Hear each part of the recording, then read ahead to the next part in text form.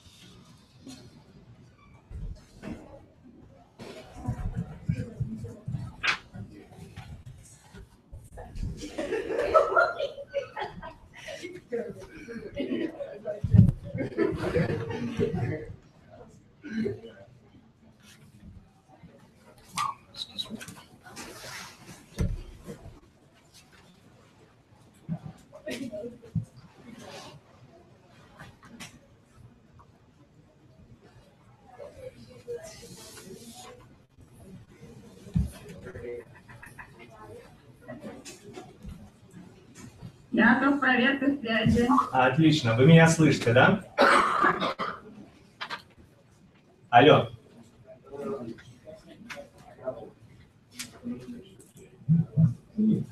Вы меня слышите? Алло. Хорошо. А вот так вы меня слышите? Секундочку. Вот сейчас слышите, да? Да. Я просто хотел вас подключить к спикерам, чтобы вас лучше было слышно, но почему-то, когда они включены, вы меня не слышите. Ну вот так. Вы можете что-то сказать? Я просто проверю, если вас в комнате слышно. Can you guys hear her? Yes. Yes. Yeah. Okay. More or less. Дайте я еще секундочку проверю спикером, вдруг получится. You should definitely ask someone who Алло. could understand her in principle. Yakov. Because I think that's probably the most important part. That's true. Я тогда просто Speak выключаю. English, hey.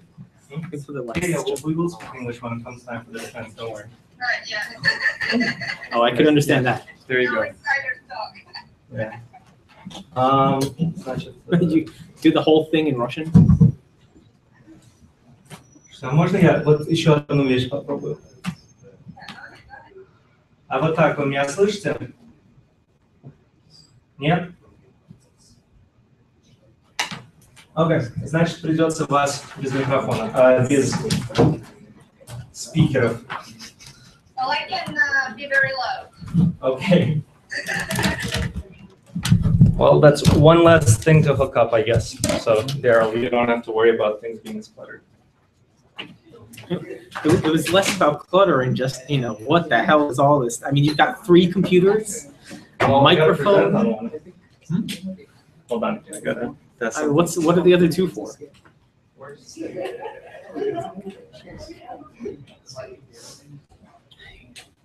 One is for Skype to talk to Kira. So what are the other 2 computers for? Steven can hear me. Steven never said if he could hear me or not. What are the other 2 computers for? What do you mean? You have My 2 committee member. Oh, you have a committee member who's not Yeah. here, okay. Yeah. And And then I'm broadcasting it to my friends and family. On separate machine. Separate from the. So that it doesn't accidentally interfere with. that is reasonable.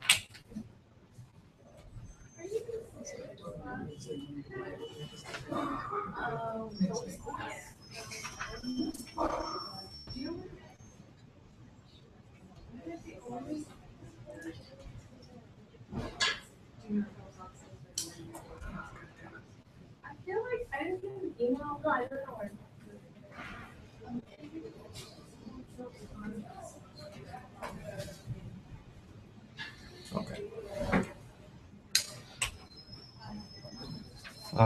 Stephen, you never responded if you can hear me. You said you have your computer, right? Any chance you could step outside and see if you can hear that or not? Huh? Any chance you could like just step outside and see if you could hear it on the computer? Or even here, I guess you don't have to step outside. You're gonna have to tell me how you want me to do this. While I'm forwarding you, which There might- email should I? There Could might you be hear me? something You- there. Yeah, very clearly. I emailed you back. Oh, okay. Now, when I pulled it up, there was like a button that's Can you like, pull it up and just show me actually here? yeah. I have to load boot. I presume you don't need me to step outside. No. There was a button on the front that said, click here and you can join the conversation or whatever, and it would open a new window, and then I couldn't hear anything. Okay. But I don't know if that's, That's fine. Can you just show me what you can hear? I am logging in now, Highest tech. but you were very clear. I could hear everybody in the background, and then when you were speaking, I mean, the picture is very clear, the sound is very clear. I don't know what to give you beyond that. Let's see. Mail. Oh, now she's calling. Great, perfect. Thanks for that. So I need to make sure that. Hello? Okay, can you hold on 1 second? Thanks.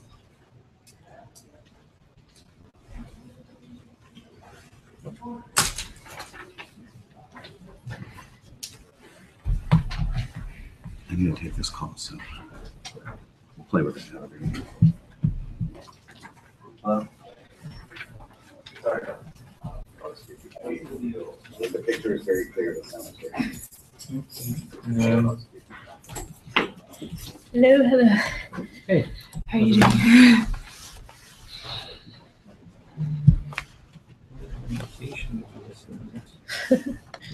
So who else on camera? Oh, so Kira's here. Good. Great. And who else is watching? I don't know. Okay.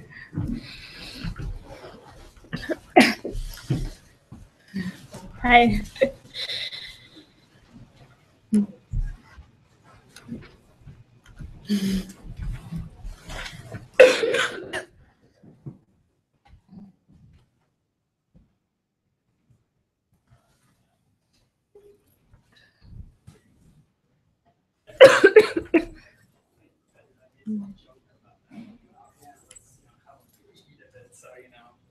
Right. Mom can watch. It was like, that was a joke over my dead body.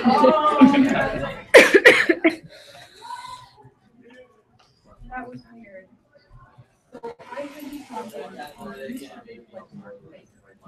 Yeah, and actually, I hadn't noticed. So that was the first time I heard your voice without you being there. Okay. I was very clear mark maker features going on. Wow. I will agree with you on that, actually. Yeah. I don't know Mark. Is he done? So I hope that's a good thing. Wait, are you, Oh, fine. oh, okay. I'm like, are you gonna mess up Yakov's presentation? No, this is my computer, and he was using it to, but then I got a phone call from work that had to do with my pay, so I had to answer it. Okay, I'm gonna pull up. Got it. Can you get that reading? What? A Mark Baker reading. That's what I'm gonna say. Is Yakov recording too? Yeah. It's like a studio here. What? And he sounds like Like who? Mark. He walked in. No, I never noticed it, but I don't know how Mark Baker sounds. I certainly don't. No, your voice isn't high enough. He has a higher But it's pitched voice, Mark. squeaky. Very Mark Baker. Well, yeah, it's a high pitched squeak, Mark. His is a, creaky squeak. I do have creaky voice. The Mars is actually quite high. But also, I'm sorry? I've been trying to resist because I want With to, interleads. and I don't. See? Like there was this article, I saw linked to the Atlantis about how local.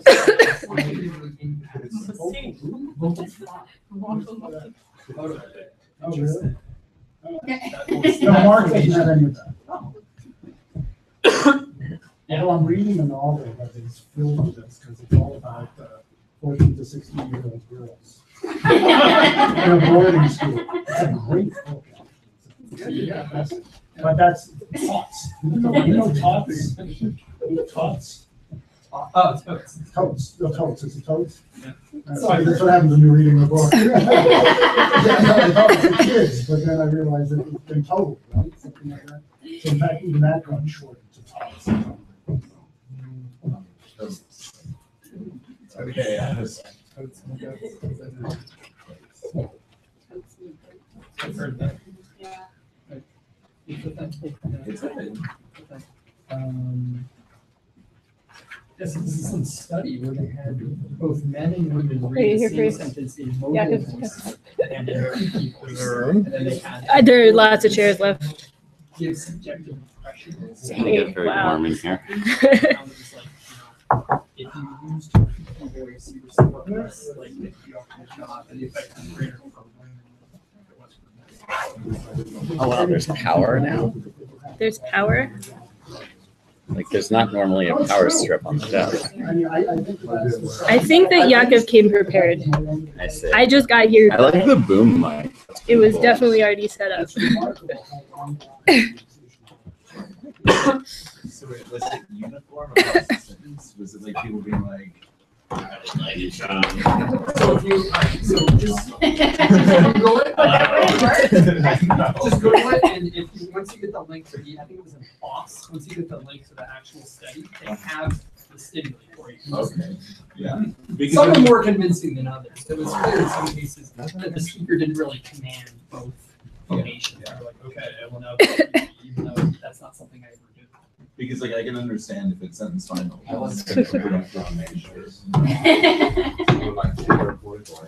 Karen, can you see the slides behind me? Command information. Great. Okay. People show up here. Would you send them back to 1401? 1401. Yeah, because apparently 3416 is busy with an infant lab meeting that wasn't on the calendar. Wait, what? We were on the calendar. No, you were, Henry.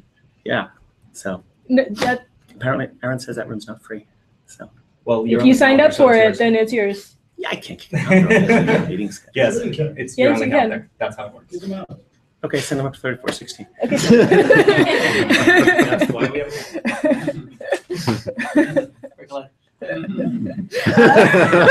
Too late. Break the legs of everyone in that room. Okay.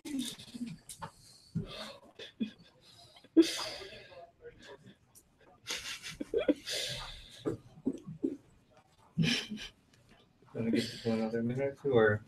Well, like do we have all our committee? committee here? Nope, we don't. I guess we're giving people a minute or two.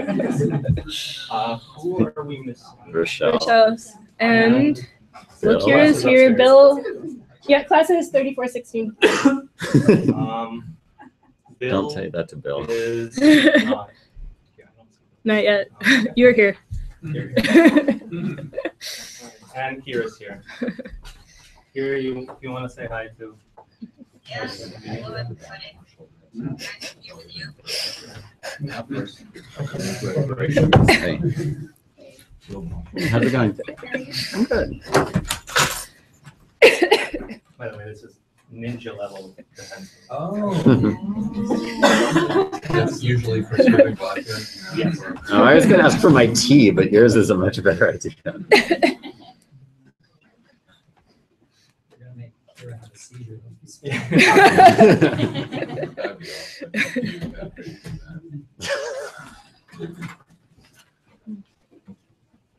That'd be awesome. Yeah, that's a good idea.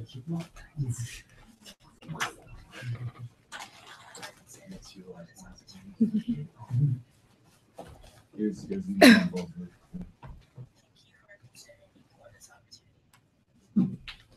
What is this? That's the vocal fry stuff.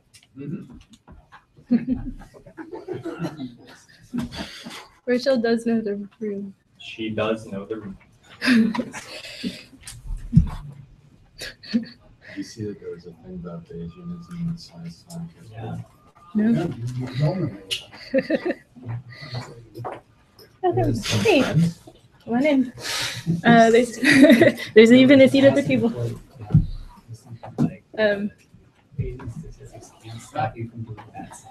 Okay, so let's go then.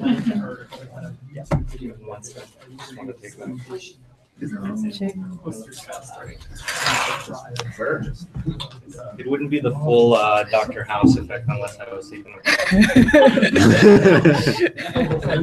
Wait, I mean, if you pass while on drugs, is this legally binding? This is the least I've been on drugs since when I first. So. Is that good or bad? Yeah, there's a cane rather than crutches. Yeah. I like it. It would be better with a skull or something. Yeah.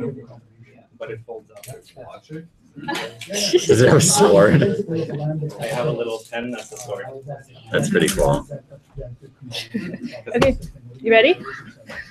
All right, so just a note before we start that some committee members need to leave right after the defense at 4, so we're going to try and wrap this up by 4. I anticipate that won't be a problem, but so I'll just be very brief. So it turns out that Yakov's managed to get people from at least 4 departments here, probably more if you include people that I don't recognize.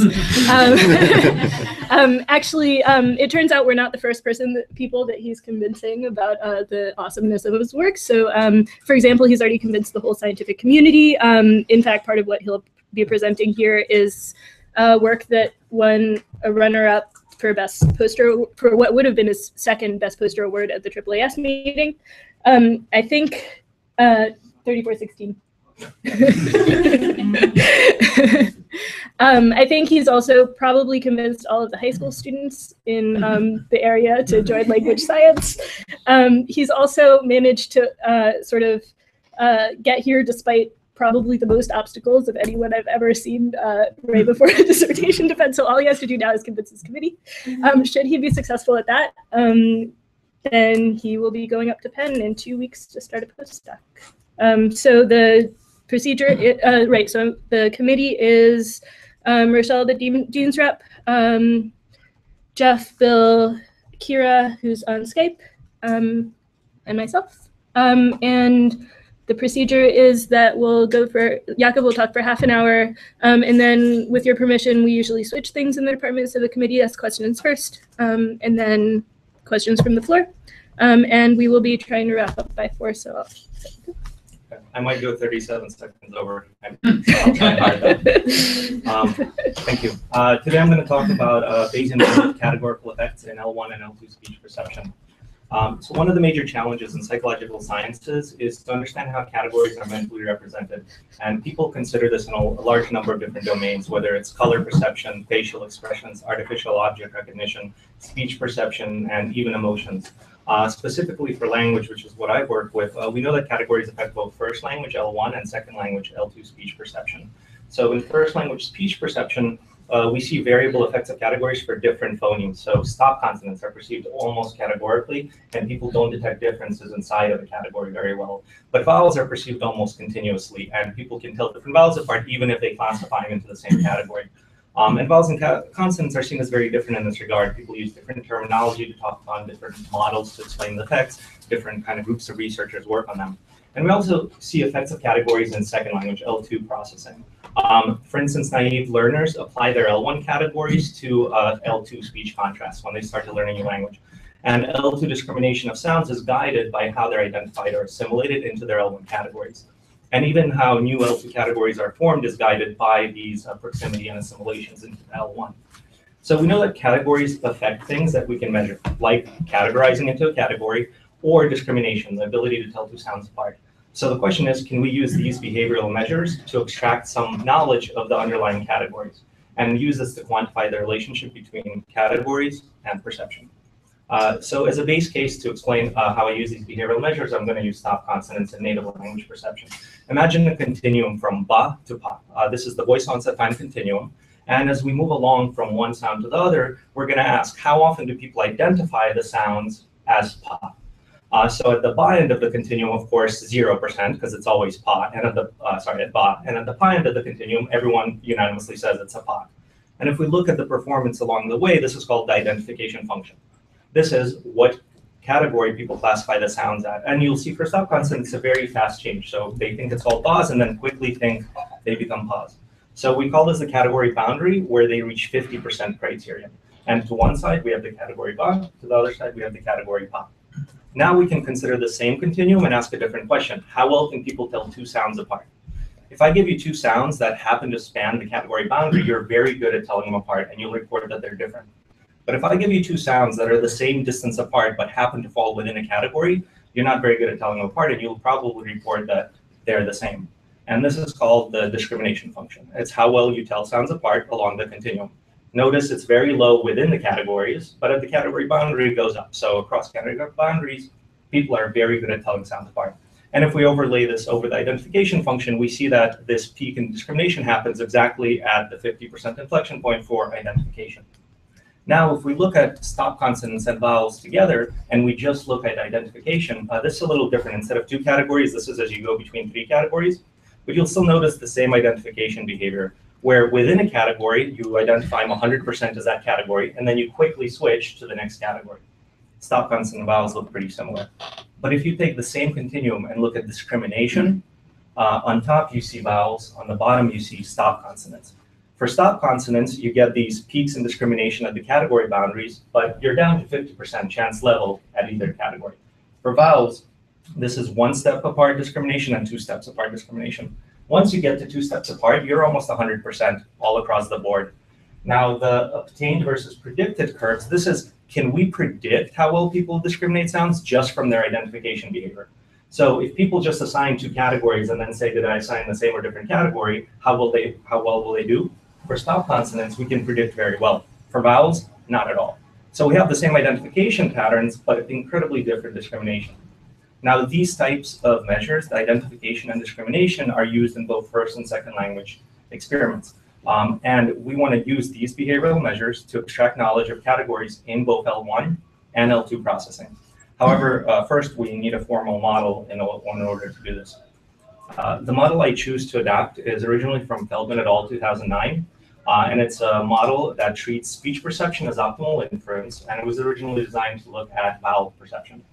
And I'm just going to go through the basic setup so you can follow along. We have two known categories, and then we consider a continuum between those categories. The two categories we're just going to call C1 and C2, and I want to give you the generative story for how sounds are produced. First, the speaker chooses one of the two categories. We'll call it C, with a certain probability, P of C. Now, this category has a Gaussian distribution around the mean of the category, mu C, and with a variance, sigma C squared. Now, I call this variance meaningful variance because it represents variation that helps the listener get information from the speech stream, and the fine acoustic detail is important. This variation might represent speaker variability, differences between dialects, or co-articulation with either preceding or upcoming sounds. So it's meaningful in the sense that the listener pays attention to the fine acoustic details. Now, the speaker is going to choose a target production from this distribution. This is the intended target production that they actually want to articulate. Now, when they go to articulate it, there's additional noise. It's perceptual noise, articulatory noise, that's going to interfere with perfect perception of the signal. And we say that this speech signal noise is, again, normally distributed around the target production with a certain variance, sigma S squared. And we call it the noise variance. Now, what the listener is actually going to perceive is sampled from this distribution. We call that S, the speech sound. Now, notice the listener doesn't know the intended target production. They only know the speech sound that they heard and their knowledge of underlying categories in the language. And now we can consider the two tasks I talked about earlier, identification and discrimination. So identification means choosing which category was produced. Discrimination means were the two target productions the same or different? To do that, I'm going to use Bayes' rule. Bayes' rule is a statistical property that tells us that we can compute the posterior belief in some hypothesis, given the prior belief in the hypothesis and the likelihood of seeing some data under that hypothesis. It'll make more sense when I show you how it applies to both identification and discrimination. So first, I'm going to look at the identification function. The way identification works in the model is you got to figure out C, the circle in red, what category is produced. To do that, you don't care what the target production was, so we just integrate over all possible target productions and just get one distribution for the speech sound around the category center and with the sums of the variances together, just representing the overall category structure. And when we look at Bayes' rule, what we have is the data is the speech sound we heard. Our hypothesis is what was the category chosen to make that speech sound. And the prior is what's the probability of that category being chosen, P of C. And if we actually plug in the distributions from the model, you'll see on the left, it's P of C given S. That's just the identification function. And on the right, you'll see that by fitting the model to the identification function, we can extract two parameters, the means of the categories and the sums of the variances. This is going to be critical when I show you the L2 data, because we're going to use L2 perception to extract category means and variances. Because when we're dealing with L2 categories, we don't a priori know what the categories are going to look like. Now discrimination.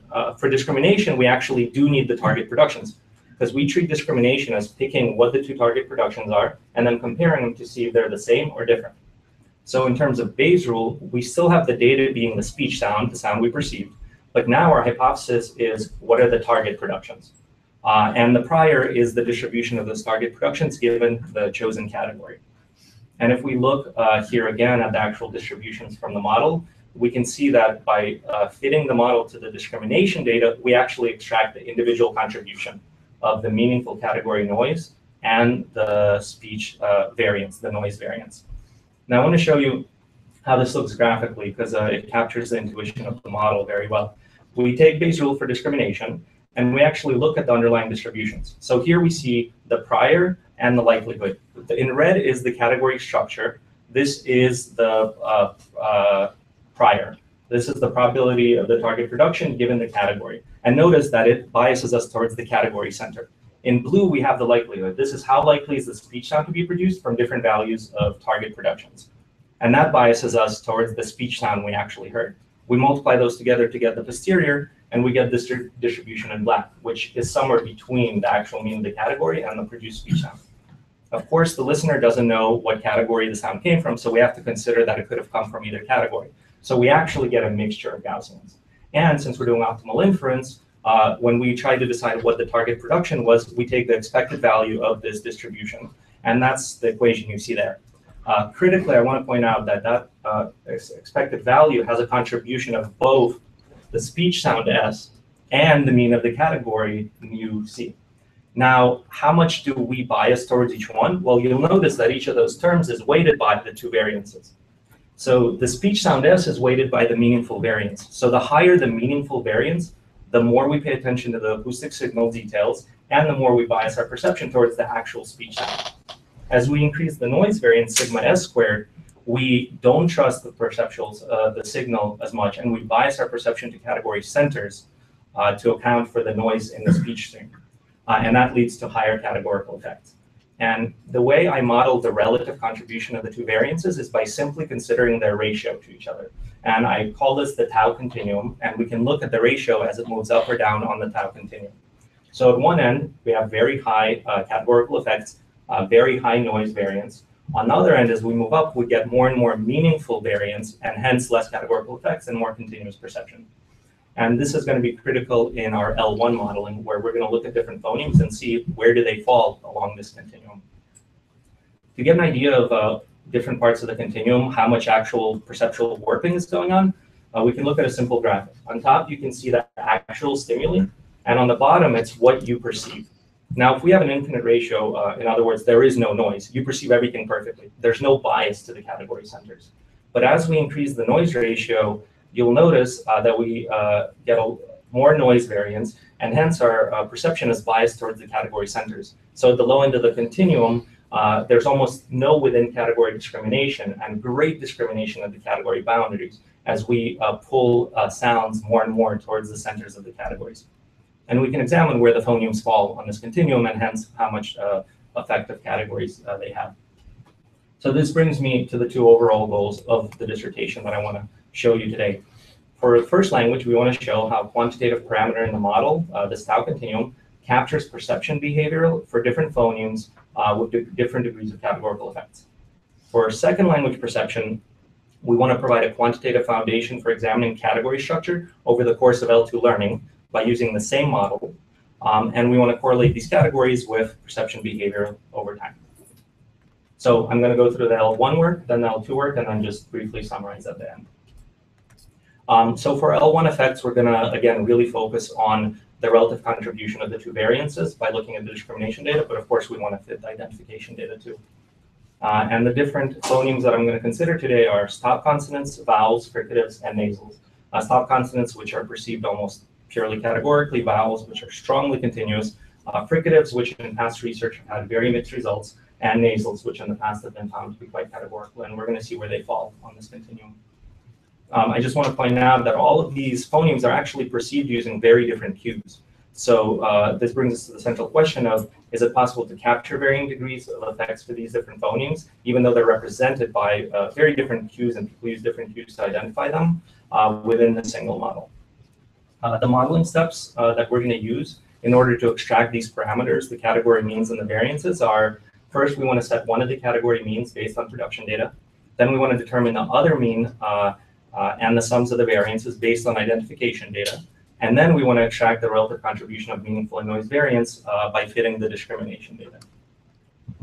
And I'm only going to go through one case in detail, and then I'm just going to show you where the rest fall in the continuum. And the one I want to consider in detail is the case of stop consonants. From ba to pa, this is the voice onset time continuum. And I take identification and discrimination data from past studies and consider an identification on a two-step AX discrimination task. So first, we can take the behavioral data from the study, and we fix one of the means for the P category at 60 milliseconds voice onset time. This is just based on production data. This is the center of that category. Then we can fit our model to the identification data. You'll notice that we get a really good fit to the underlying behavioral data. And this gives us the sums of the variances, which are represented in the green and black dotted lines. Of course, we have to fit the discrimination data to actually get the individual variances contribution. So we fit the model to the behavioral data. Again, you'll notice we have a really good fit. The discrimination function peaks at the right place.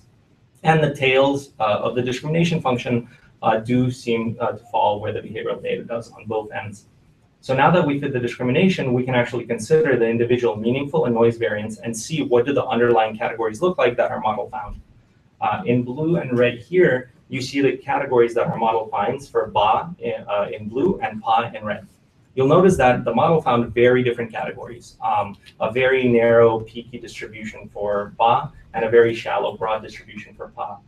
And first look, you might think this might be an artifact of the fitting procedure, but if we actually take production data from people to see how this lines up, for instance, production data from Lisker-Abramson 1964, where along the x-axis you have the voice onset time continuum, and the y-axis you just have how often did people produce these sounds with these actual VOT values, and you put our model values over them, you'll see that it is seemingly capturing actual behavior by the speakers.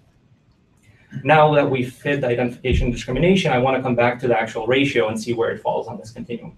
So our model finds these variances for ba and pa, 3.09 and 0.17. This is where they fall on the continuum. Now, of course, it'll make much more sense once I show you where the rest of the phonemes fall. But just initially, we can see that ba is definitely at the very strong categorical end of the continuum, and pa farther off, and we'll see relatively exactly how far off it is. In terms of the warping picture I showed you earlier, we can see that for pa, we do get some clustering at the category centers and some pulling apart at the boundary, but we get much stronger effects of categories for ba. According to this picture, we should expect almost no within category discrimination at all at the centers, and incredible ability to discriminate as we get to the category boundary. And this is precisely actually what the behavioral discrimination data and our fit captured. If you look at the two tails, on the ba end, it's basically at 0 for the t-prime score, which means people are a chance. They're not able to tell apart sounds near the category center. And as we move to the pa end, people actually are close to 1 on the t-prime scale, which is significant ability to tell sounds apart even within the category. So now I want to briefly go through the other three phoneme types: vowels, fricatives, and nasals. I'm not going to go through the detailed fitting procedure, but just show you the working pictures and where they fall in the continuum. For vowels, we just use fitting done by Feldman et al. 2009 in the original work, and we find that they fall at 6.69 on the continuum. This is squarely on the continuous end of the continuum. There's a lot of meaningful variance, a lot of meaningful category variance, and people are paying attention to fine acoustic detail, which leads to more continuous perception. When we look at the other two consonant categories, we find that fricatives fall between the voiced and voiceless stop consonants. We see that they do have some significant pulling apart at the center and clustering at the middle, but of course not nearly as much as the voiced stop consonant category. And when we consider nasals that in past work have been found to be quite categorical, we find that they're even farther down on the continuum, close to the ba category.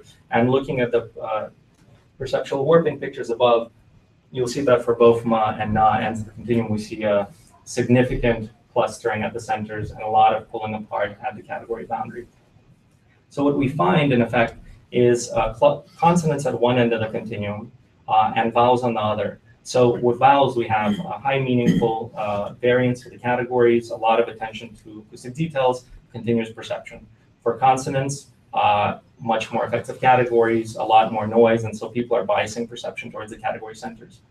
And this might correlate with how people perceive vowels and consonants and how they use them differently. So vowels tend to have very steady state cues for perception with longer durations and can often be used to detect speaker dialect differences. So it makes sense why people would be paying more attention to fine acoustic detail, and stop consonants or consonants in general tend to be perceived with shorter cues, shorter durations, and people will often have higher perceptual uncertainty about those cues. So it makes sense that we have much stronger categorical effects for those. Now I want to move on to some work in L2 perception. A little background first. We know that L2 learners tend to interpret sounds as they learn in L2 through the grid of their L1 phonology. So how we assign L1 categories to these new sounds in the L2 will determine how well we can tell them apart, how well we can discriminate them. And these same assimilation patterns predict how and if we form new categories as we learn a second language. There's a couple of models that I want to mention briefly that are used in second language acquisition literature, and just point out some relevant predictions that I'm going to look at later inside my model. One is the perceptual assimilation model, PAM. This model makes some coarse predictions of assimilation patterns of L2 sounds into the L1 and what it means for how well you're going to be able to discriminate them. It bins possible assimilation patterns into a few very discrete categories: single category, category goodness, two categories, or some various versions of uncategorized. What this means is if you take two sounds in an L2 and we just ask you, okay, identify them as categories in your L1. If you think they're the same category, that's single category, and you should be really bad at telling them apart. If you say they're category goodness, that means they're the same category, but one's a good version of that category, one not so much, and then it might depend on the distance between them. Two category means you take two L2 sounds and you say that they belong to two different L1 categories, and the prediction there is you should be able to tell them apart pretty well. The relevant prediction that I'm going to come back to, so I want to point it out now, is that if you assimilate two sounds in L2 into the same L1 category, then you should get reduced discrimination of the contrast. And we're going to look at this later, so I just want to highlight it here. There's another model called the speech learning model, SLM, and it has some postulates that describe learning over time as you learn in L2. There's some parts that I actually adopted on my own work, so I want to highlight them here. One is that L1 learning mechanisms remain intact during the course of L2 learning. And another one is that L1 and L2 categories exist in a common phonological space. And for us, that's going to mean that L1 and L2 categories can act and do perceptual working on sounds together in the same space. The LSLM also states that as we learn a second language, we strive to maintain contrast. And this makes a relevant prediction in that if you have initial equivalence classification between L2 and L1 sounds, or in other words, if you're assimilating these L2 sounds into some one L1 category, that as you form an L2 category, you might push it away and deflect it from the L1 category in order to make discrimination easier. And we're going to come back to that too. There's some issues with both of these models that I just group under the term quantification. And that's that they don't formalize a lot of these terms. So when we talk about assimilation or difficulty of discrimination or perceptual distance or dissimilarity or discernment, which is the ability to tell things apart, or deflection or equivalence classification, they're often not formalized and they don't provide quantified metrics for how we measure these things. And often the assimilation patterns are based purely on the human behavior, not on any theoretical prediction a priori. The goal for my investigation in the L2 is to formalize and quantify some distance metrics. We're going to examine PAM prediction at a finer grained level by looking at a continuum of sounds instead of just two contrasts. We're going to extract category knowledge just from the behavioral measures. We're going to examine category structures as it changes over the course of L2 learning. And we're going to correlate these findings with the SLM predictions for category formation in an L2. We're going to do this by considering vowels. I consider vowels because it's easier to consider a lot of different vowels in the same space of F1 and F2. So it allows us to examine effects between multiple categories. This is not my favorite picture of the English vowel chart, but it works for our purposes. You'll notice that there's a big chunk where English does not have any native phonemes up top. So what we could do is take two nearby English vowels, E and I, and find a language that has a vowel in the red space such that we can examine what happens as people learn this new category. Russian works. It has a high central unrounded vowel, and so we can examine the triangular continuum with these three phonemes at the end. And what we could do is make sounds along this two-dimensional continuum so that we can examine effects between all these categories. Now, critically for my work and for what I present to you, notice that between any pair of the phonemes, we can examine the one-dimensional continuum connecting them. So we can examine for any pair how perception changes between them over time. I want to show you some predictions, just intuitive predictions based on pictures, because we saw how the warping works in the first language work. So now we're in multiple dimensions, and so now the variances are in multiple dimensions. If we imagine a native speaker, and for our purposes, a native speaker just means someone with just the two native categories and not the Russian category. And we take all the stimuli from the experiment and we ask how will the person be likely to perceive them. We can see that there's pulling towards the category centers based on the likelihood of belonging to either category. And obviously, this is just one setting of means and variances that we could do, but we can see how near the end of the continuum on the Russian end, at least for these settings, we get some more pulling towards the English E category than the U category. This could suggest that we might have some assimilation into the English E category rather than the U category. And this should have some ramifications in terms of what we'll see when we look at discrimination on the underlying categories. Now, critically, we want to see what happens when English learners learn Russian. So how does perception change over time? If we just take these same categories and add in the Russian category, you'll notice that a lot of the things that were being perceived as the English E or the English I are now going to be pulled towards the new category that's formed. And so this is obviously an ideal case. I don't think an English learner will get to this point after a few years of learning Russian. But you can imagine examining how perception changes from this to this over time, and how exactly is this new category being formed and changing over time that changes the behavior as we move through the course of L2 learning. So the experiment I conducted was I took English speakers learning Russian, and I considered two control groups, native English, native Russian speakers, and I looked at beginner, intermediate, and advanced learners of Russian, and conducted identification and discrimination tests with them. I actually did a couple of other tests, but they're not relevant to what I'm presenting today. And the key questions that I asked are, what does behavior look like when people can identify as one of their native categories or the new category in L2? What does behavior look like over time? How do the extracted categories look over time? And specifically, what's the contribution of these parameters, the category means or the meaningful and noise variance sums? If we just look at some raw identification data, we can make actually some predictions. So for the identification data, I just gave people each sound and said which of the three categories, E, I, or U, it belongs to. So for each stimuli, we have 3 bars. Notice that the E end or the I end, people are perfect at identifying them. But if you look at the Russian category end, people, beginner learners of Russian, identify a lot of them as the English E. Notice they never identify them as the third category, English U. So this suggests that there's some assimilation from Russian U to English E for beginner learners. And we should see some repercussions in terms of both the discrimination data and the underlying categories. If we consider discrimination data along the three continuum, so you just see the three different continua that I look at. In each one, you can look at the different level of speaker, and left to right, this is just the one-step discrimination scores as you move from the native English category to the native Russian category. In red, you'll see the discrimination scores as we move towards the Russian category for the E continuum, where we see some assimilation. In green, you see them from I to I, where we don't see any assimilation.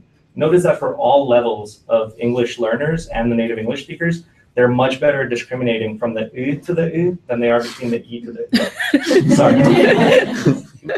From the high front,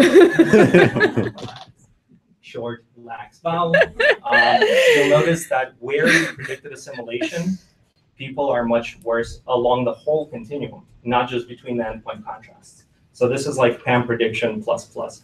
But you will notice that at the native English categories, right at their centers, people are equally bad at both continua, which makes sense because right at the native categories, you get strong perceptual warping, and people are not very good at telling them apart. So critically, I want to use our model to extract the underlying categories for all these different continua. And I want to examine how the category structure correlates with these predictions and changes over time. If we first just take a quick look at the two native English vowels, we don't expect much to change. These are native vowels for English speakers, and as they learn Russian for a few years, we don't expect things to just all of a sudden be different. This is what you see. The identification functions look pretty similar across the board, whether they're native or beginner, intermediate, or advanced learners. And if we extract the categories, I apologize, these ended up plotted on slightly different x-lim, y-lims, but you'll see that the variances and means are pretty solid, whether you look at the pictures or the values across the course of learning. Basically, along the native dimension, things look good, and the model is finding the same categories no matter what level you are. That's good. It's a good baseline. If we now look at the dimension, that's the tense. Yes, to the Russian that's the bottom corner to the top right. You'll see that learners begin with very shallow identification functions, which means they're really unsure of how to classify the sounds, but they approach native Russian-like levels pretty quickly as they progress through learning. And if we examine the underlying categories, we'll see that while the means stay more or less the same, the variances start very large for the category and then narrow down, and by advanced learners look quite similar to the Russian learners. And this suggests that this might be one thing going on with learners, is that initially they're just really unsure, so they presume a very high variance for the categories, and then with more experience, they're able to set it more accurately.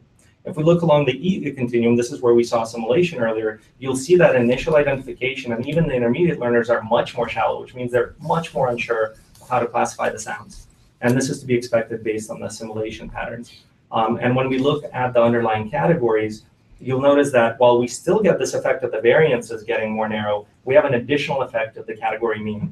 In the Russian category, with the letter Y in the center of the right circle, you'll see that at first it's far out there, past all of the stimuli, and then slowly makes its way back. Doesn't get quite as far back as the native Russians, but starts to approach it.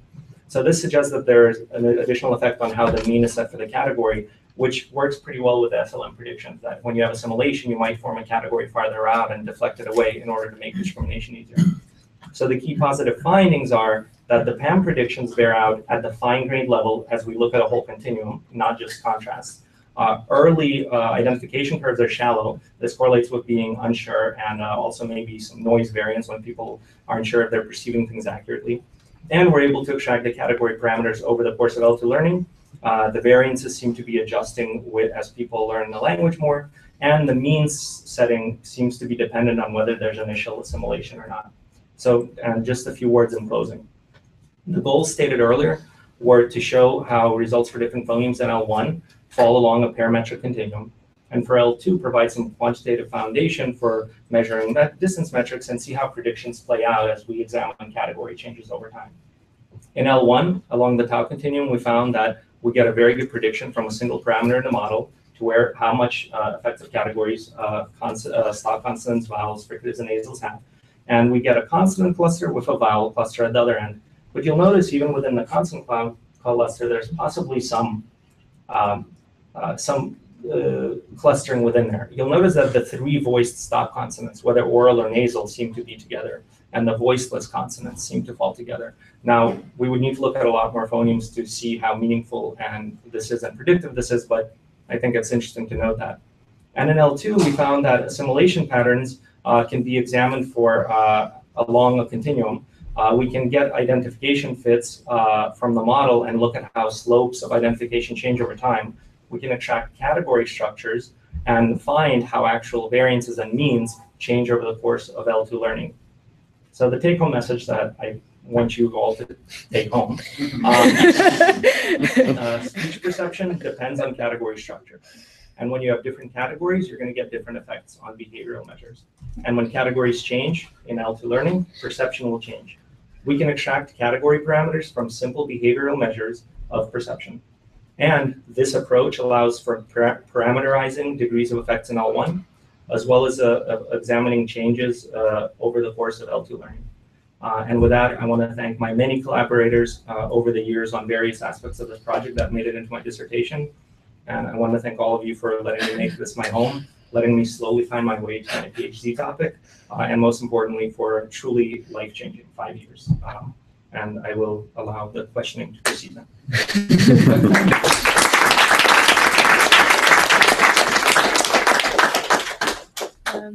Okay, so I guess, Rochelle, do you want to start? Kira? Sure. So your paper is all based on group data. On group data. Yes. At the perceptual level. And you talk about individual differences in terms of production, or at least in terms of variability, which presumably is caused by variations in how people speak.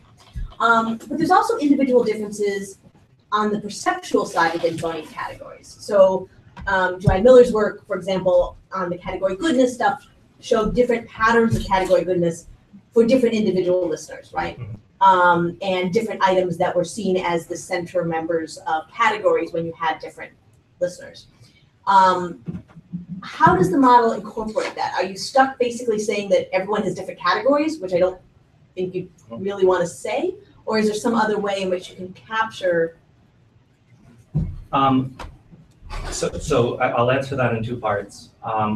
First, I think in any ideal set of experiments that I would use to fit the model to, ideally you would get individual behavior for identification and goodness, and based on that, choose the exact location of the stimuli to examine discrimination on. Because if you could do that, then at that point you would normalize across speakers. This is, we do this, for instance, when we did our fricative work, when we based the actual sounds we play, based on where people have their category boundaries. Ideally, all my data would be like that, and at least that would help with the model fitting. In terms of just looking at the model and what it says about perception,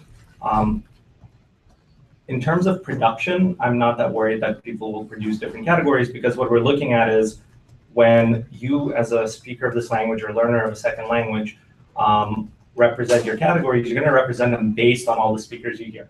So this variability in your categories should come out from the fact that all these different speakers might be saying it a little differently, and there might be some variability in how they're talking, and so you represent that by an expectation. And that's, I think, the meaningful category variance.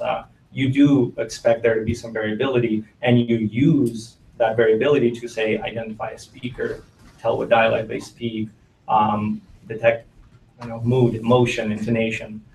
So I think that part is kind of what the model would say the meaningful category variance is.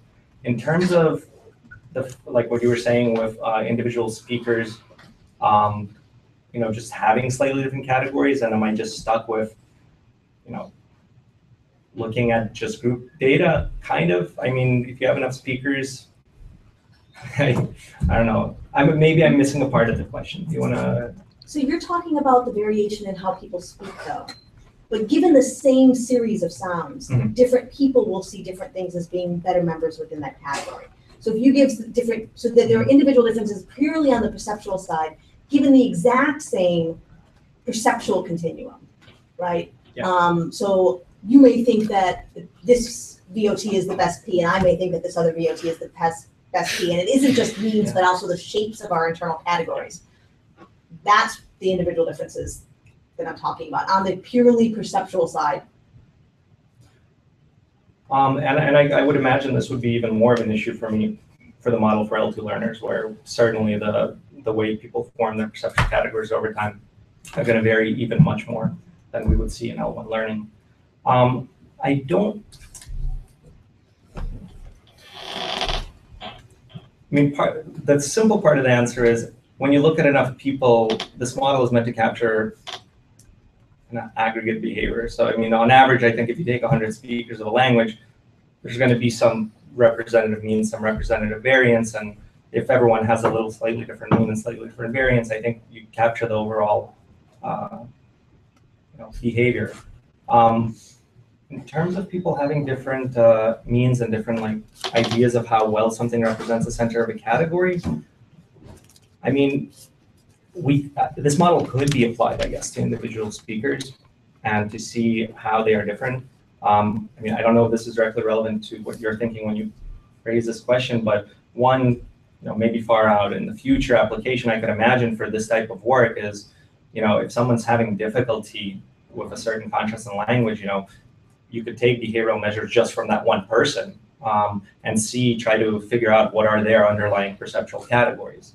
And the idea there would be that everyone might have slightly different perceptual categories, and you could use that information, say, to maybe try to do some training and intervention with them to see if you can help them adjust those to what we as researchers think they should have as their mean and variance. At the current state, I guess I'm ignoring the individual variability in terms of the fact that people do have these different perceptual categories and just taking an aggregate view. Now, if you think that that has a certain issue for some of my findings, I don't know if you could maybe be more specific in terms of looking at a specific statement or finding. One of the questions, particularly with areas such as fricatives, where the question is how categorical is it? You can get effects that look not categorical, not because people are not categorical, but because everyone's categorical with slightly different values, right? So if I have a sharp category here, and somebody else has it a little bit here, and someone else has it a little bit over here, then you will get across individuals as a group data what looks like non-categorical results, but it's actually not non-categorical in the important ways of what's actually going on in people's heads. So I think that that's an area where this actually really ends up mattering. I mean, I absolutely agree. I think this is one of the reasons, especially like you said, for fricatives, that past studies have found very variable results. And in certain methods, they say, oh, they're almost continuous. And other people look and say, no, they're actually quite categorical. I mean, specifically for us, the data we took is from our own study with fricatives, where I think we were able to not have that be as big of an issue. But well, that's because we set the change over point. Yeah, on a per subject basis. So the specific data I used for fricatives, as far as, I mean, I realize the question is not, do you have an issue with your fricative model? But it is handled, and I think ideally more researchers would do their experiments across the board like that. But I think as long as, I guess in terms of the model, as long as the data given to it is of the type that is kind of taking care of that individual difference, and that people didn't just, you didn't just give it aggregate Z prime scores across the board where you summed everyone together. Like for the stop constant data we had, we looked at, for the fricative data we had, we actually looked at the individual variation in the Z prime scores for different people. If you just took discrimination identification scores aggregated over 20, 30 people and just fed that into the model, then it's probably just not going to be representative. And whatever you get out for the value along the tau continuum will probably not be representative of individuals. So that would be an issue if you feed it that kind of data, because it has absolutely no way of accounting for individual differences.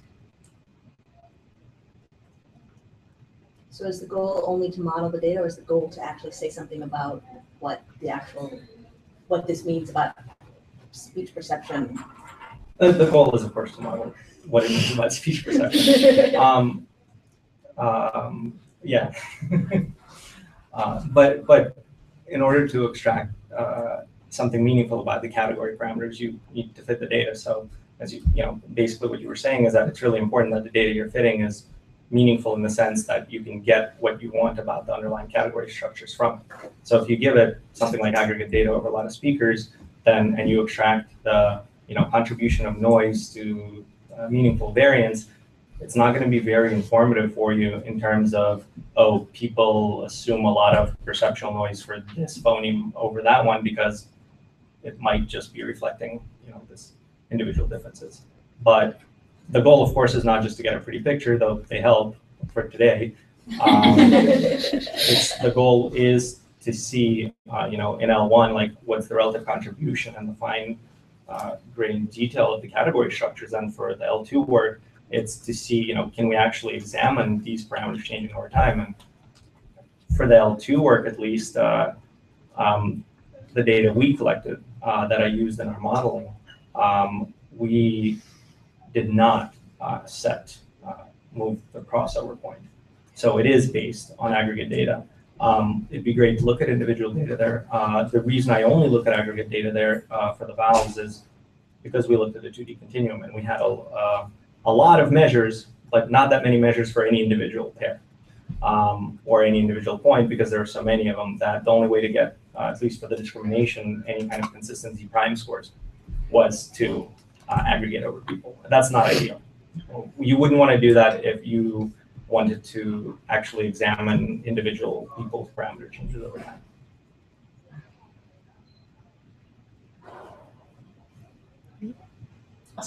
Okay. I guess, Kira, do you want to? Why don't you go over and I'll go next after the next speaker. After the next one? Yeah. Oh, okay. Jeff, do you want to? Yeah. Sorry, I gotta change gears because I'm thinking about Rochelle. So in the your discussion of the L2 results, you talk like the data maybe supports a picture where the low proficiency Russian learners have two categories, and everything else is just in some vague other space. It's not really in a category. But all the modeling is with three categories. So is there a way to actually explore that possibility directly? So explore the possibility that people are actually treating the sounds out there as just belonging to some other space. Can you model this as like two categories plus a waste bin versus three categories? So I'm going to show you the other slide. This is additional slides. That's not actually what I want these slides. But is the one? There's a way to put that up there. Will it actually show the hidden slide? Yeah. So currently in the model, okay, I'll explain in a sec what this data is. Well, I'll explain the data first and then tell you how it's shown.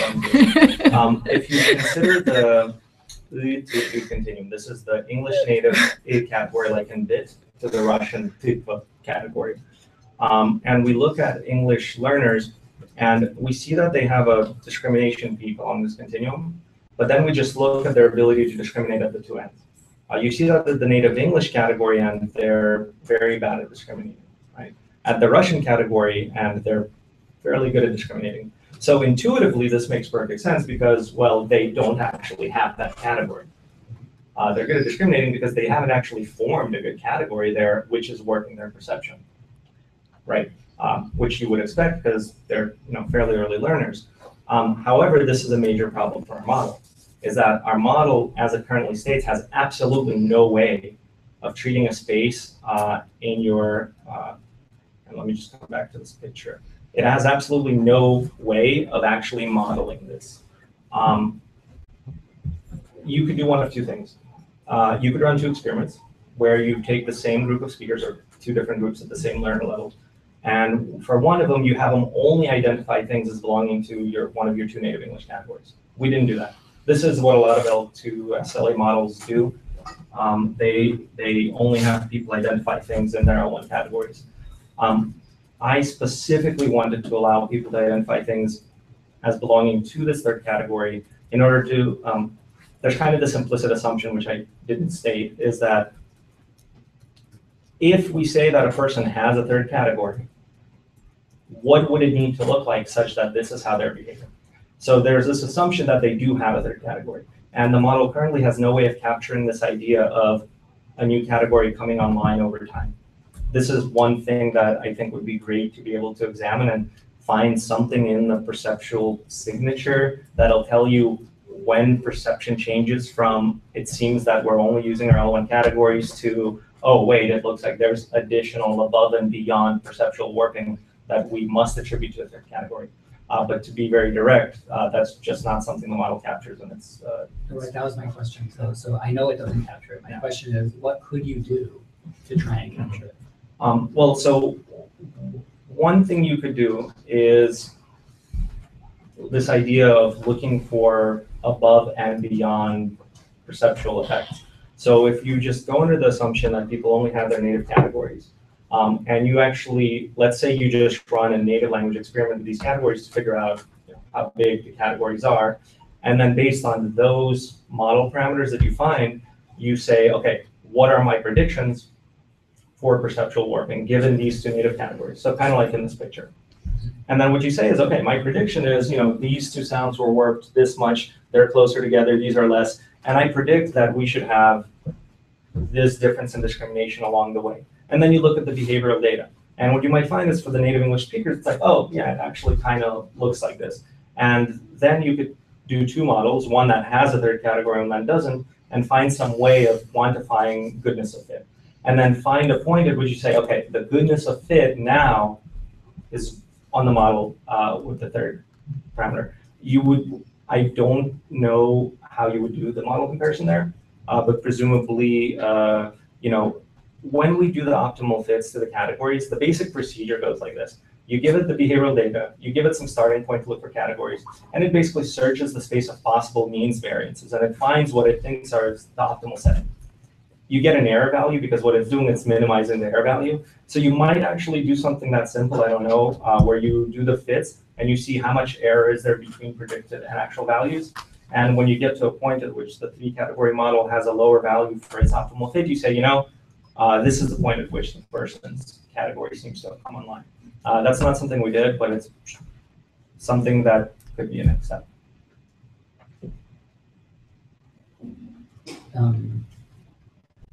So my second question was about if you can relate the way you're thinking about L2 acquisition to L1 acquisition, right? So the idea of the L2 model, as I understand it, is that the initial perception is colored by the category centers from L1. And I'm wondering if that's at all different from what an L1 learner has to do. Like there are category centers that come from audition, and they have to figure out what are the categories in grammar, and they have to. So is it a different process, the same process? The last slide that I deleted from my talk was one that said categories change for infants and L2 learners, and we can model in the same way. And then I realized that I haven't actually said anything about that. And no, there's no a priori reason to think we could. The reason I originally put that in there is because I'd like to think that as infants are learning language, if we take this idea from the speech learning model, which I like, is that our mechanisms we use for language learning remain intact from when we're infants to when we're adults. And that would imply that whatever your starting point is, as you're exposed to more data, you're using it to form your idea about the categories. The big difference would be when you start to learn in L2, you have very precise, well-formed categories. When infants start to learn language, I don't do child acquisition per se. My understanding is that they don't necessarily, I guess there's different ideas, right? It could be that they come to the game of like an infinite number of individual categories and then consolidate them over time. Or another one is that they don't really have categories to start with, and then they figure out how to appropriately carve their L1 There space. is some categorical perception in newborns. Yes. Yeah. I don't actually. Maybe you can tell me actually if the claim there is that they're being exposed to these patterns, in utero, or whether there's just a. I mean, I know people claim innate discontinuities in perception, specifically for stop consonants. I'm not aware of any innate discontinuities for vowels.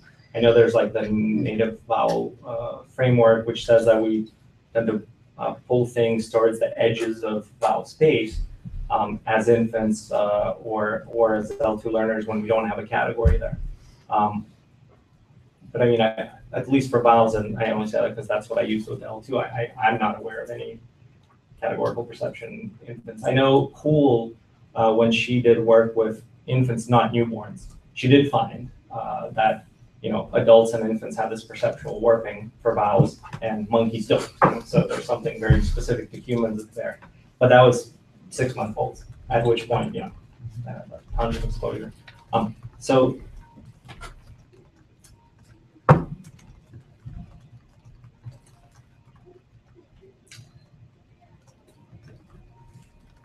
I'm not sure if this model in any direct way can be applied to infant learning.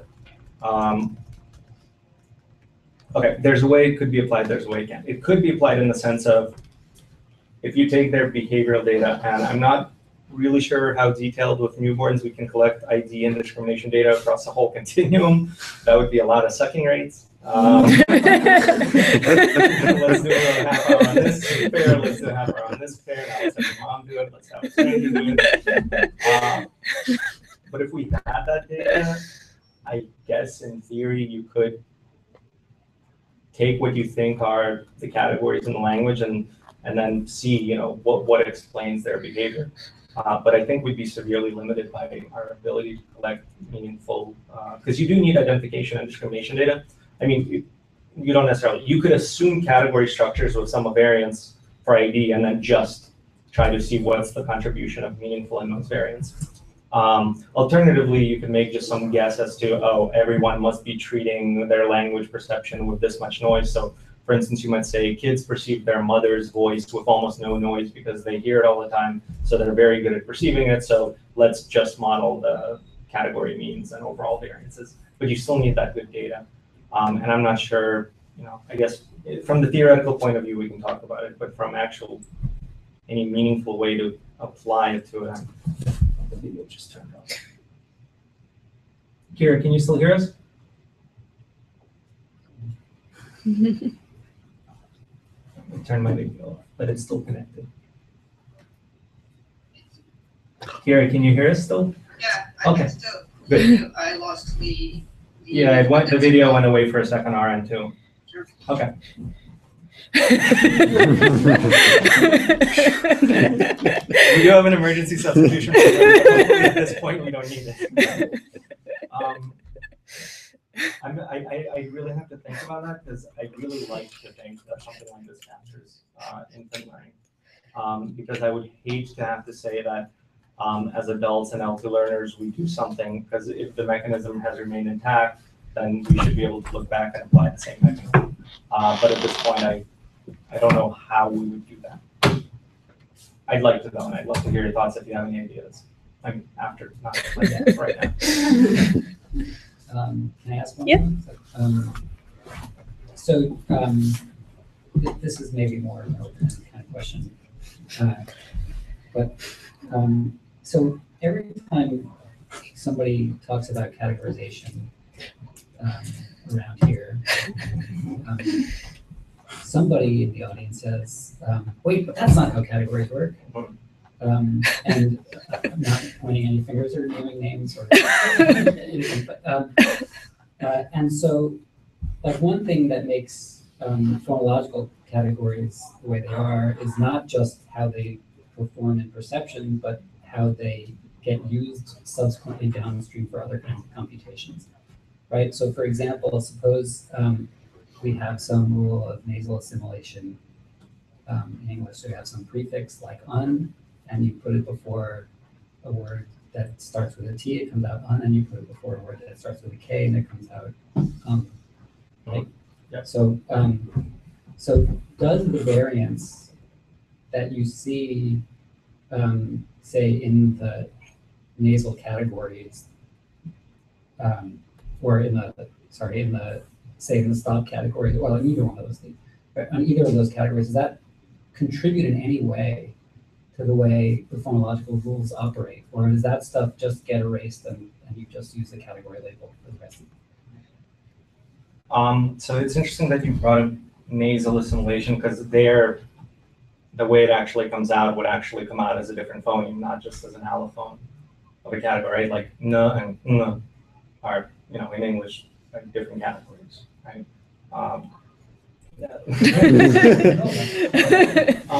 Nobody knows about that. Whereas with other types of articulation, it might just be, you know, raised in, you know, where you're not necessarily changing what some people would call phonemes. So how does it relate to rule application?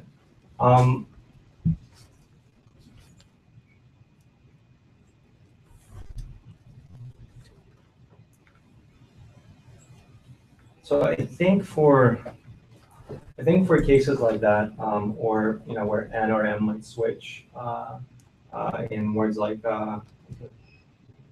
Incompatible. yeah, immobile.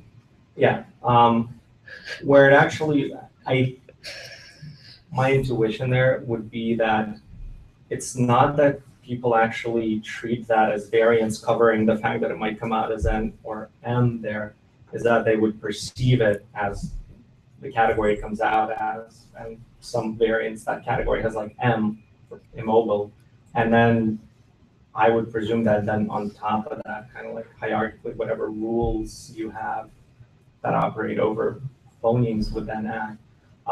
Though at the same time, my intuition would tell me that if you just have some co-articulation for a sound that doesn't like change its category, then that's, I'd like to say that's in the meaningful variance of the category.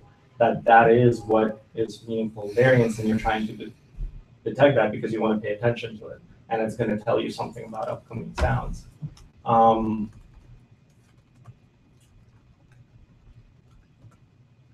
Yeah, this model does not link up, I think, at least in its current form, very well with, you know, if we view assimilation patterns like that as, you know, changing features on a sound, like whether it's place of articulation or nasalization, it doesn't link up very well with that. And in fact, I was more thinking about this for L2 learning than effects in L1, but some accounts of how people learn L2 and forming categories and perceive distinctions is they take like the features that they can use in their L1 and then apply them to L2 contrasts. And so there again, this idea of like paying attention to features and how they're changing, the model doesn't necessarily link up to that very well. So I guess for the specific case you brought up,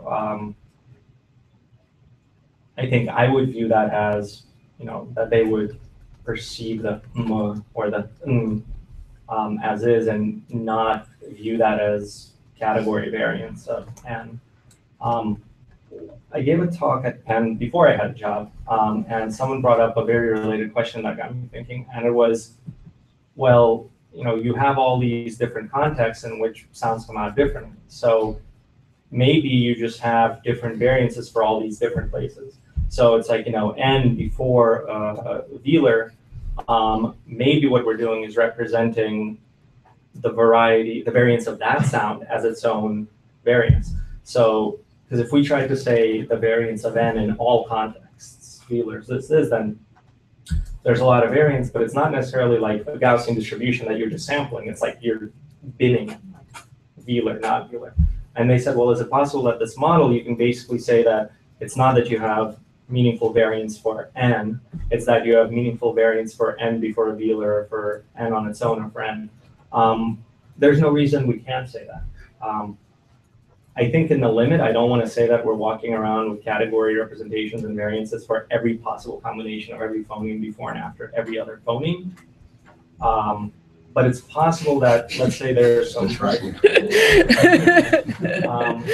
if the same kind of change for different phonemes is undergone in certain contexts, then it's possible that what we're doing is representing meaningful variance in this context and then applying it to any sound, like adding it on. So like, let's say N has its own inherent meaningful variance that people choose in this context. It's the pre-Wheeler variance, and we tag it on and use it in our perception anytime any phoneme falls in that context.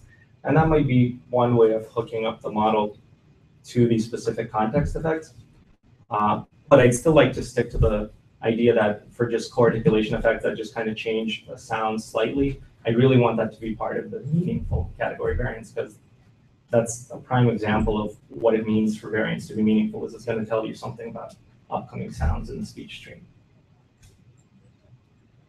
Okay. Kira? Okay. I had the privilege of reading the full text, and I wanted to go over some results of the L2 experiments that are kind of noisy, and just hear from you why you think those noisy results are emerging, and just to go over some of the things that I would consider. Okay. Number one, there is this strange effect of native Russian speakers not being able to discriminate between the English-like tense E vowel and the Russian U vowel, which are perceptually super different. Mm-hmm. And for some reason, it is they are not approximating the lax E, the Russian type synthesized U vowel is not closer to the lax E English E vowel. Though if you look at the chart, and that's what the descriptions of the Russian we are saying, it is central. It's also a diphthong. Yeah. Some people call it a mixed vowel because it starts as a more retracted vowel, and then it goes into an E, ui, a diphthong. So it's very difficult to synthesize. So that would be my next question, just how you synthesize them to capture this. Great. I'll talk about this synthesis. I just want to clarify the first part of your question. It was why the Russians would have trouble telling apart the English tense E, like in beat, right, and the Russian U. Yes. Okay. Well, first, I guess I'll get the how the vowels are synthesized out of the way. It was a long process. And as you mentioned, the Russian U is seen as a diphthong. Actually, the English I, like in bit, is a lot of people see that as having a bit of a diphthong structure too. And we actually had a really hard time in several iterations of pilot testing to get synthesized vowels that people did identify accurately as both the Russian vowel and the English vowel. What we ended up doing, working with Matt Wynn, who used to be here at Maryland, is a novel procedure. And let me just pull up the little graphic of the vowels just so I can kind of point to them. Unfortunately, I don't have the image. It will be for the sake of the audience, but I won't be able to. Okay. So if you look at your slide 90 in what I sent you in the PDF. Okay, sure. And actually, I should be able to. Let me actually just play these for you real quick. I think I didn't get a chance to listen to the presentations about it, but it would be nice to hear them.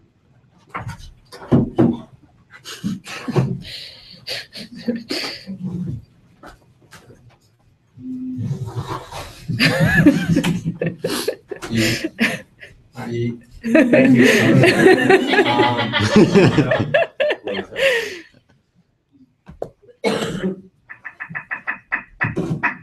So on the English end, That's loud.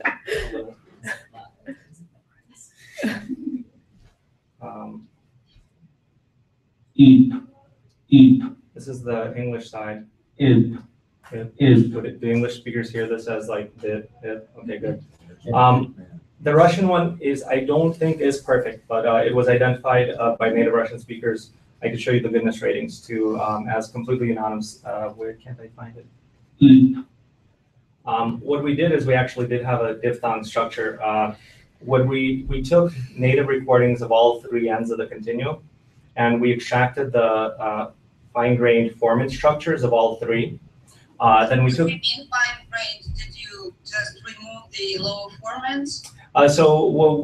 When I mean the fine-grained is we took the F1, F2 structures from each one at small time intervals, a couple of milliseconds across the signal, so we can get formant grids for all three sounds. Then what we did is we removed the vowel quality by splitting the one recording into a source and a filter. And we then did a linear combination of the three end vowels for every stimuli in the continuum. So we basically said along the two-dimensional continuum, every sound should be a linear combination of the three endpoints based on distance to the three sides of the triangle. So linear weighing. Then what we did is took those linear weighings and combined the full formant structures of the three sounds back together and refiltered the source sound according to these formant grids for F1 and F2. And then we put all the higher energy information from the original recording back in so that they were perceived as actually similar to each other. So we only varied F1 and F2 according to the formant structure, so that at any endpoint of the continuum, you actually do get a diphthong according to a native production of that sound, and then it slowly shifts from one to the other as we move between any endpoints. Okay, because this sounds a little bit suspicious to me, maybe, sound distortion.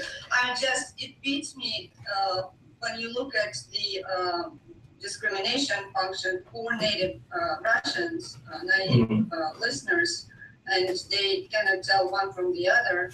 This means that there may be something, some kind of an artifact that was pulling the results. And then you're talking about, what do you call them, pathological results that match the pathological behavior of the model, and that may be just one of the reasons that it is so difficult to guess the right sound. So this is one of my questions. The other question is about the training phase. Let me actually, I want to say just a couple more words on this ability to discriminate, and I do think it might be part of the pathological results, but just in terms of making sure that people are perceiving them. If you look at the goodness ratings by native Russian speakers, I don't know how well you can see that. It's in that dissertation. People are very much identifying them as fives. Not across the board. There's a few fours in there. So we do know that native Russians are identifying them. They're identifying them completely as the Russian category, and they're giving them very high goodness ratings. So we do know that people are perceiving them accurately, and that changes very, proportionally as you move between the sounds. But you were saying, sorry, it keeps doing this weird switch thing.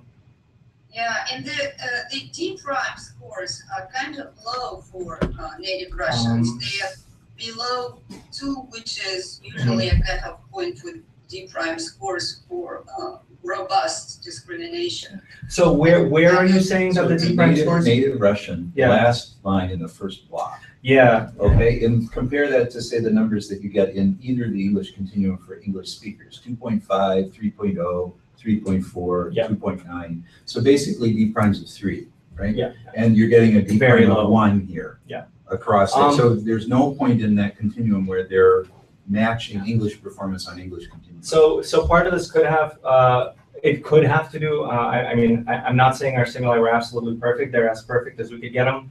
It could have to do with the fact that it was missing some of this kind of two-part quality. I had the diphthong structure, but maybe not as much approaching an E at the end of the sound.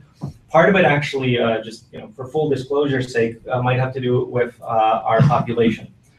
So because we were only using the native Russian speakers as a control group to see what the perception would look like, if people got the category really well.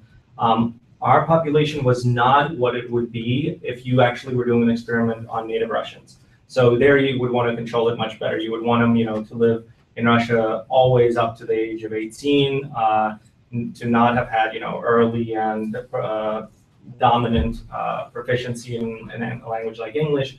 Our Russian group actually consisted, and I mentioned this in the dissertation, of some heritage speakers and some adult English learners who had moved here while after puberty, not necessarily what you would want to fully control it. We also didn't have quite as many of them. So that could be part of the results we're seeing. I actually don't understand that. Yeah, this makes sense. This makes Well, a if lot they're- of sense. so- If there were- Zing. Russian and English have that E category. Yeah. Right, like, so so you're a heritage speaker of Russian, that doesn't mean you're not hearing E's. Well, where does it say that you're not? So hearing like, native Russian across that, right? So why are those numbers so low is the question, right? Like, so native, In the- no, here, Yeah. Okay. 0.8, 0.9, right? Like, so nowhere along that continuum do you find performance like you see here. Yes. That's the question. Yeah. And saying that they're heritage speakers, I don't understand how that addresses that question. I would say that they are having even a harder time identifying this like sound as an because it does sound borderline to me, and for them probably just sounds as a plain E. So it sounds to you borderline like a plain E. Well, if it does, that would explain why they're not quite as good at perceiving. That's what I'm saying. Yeah. I think that I mean, just in mind, when I say that they're good at perceiving it, works much better. I think with an ideal sound, it would get some more meaningful results. Of course,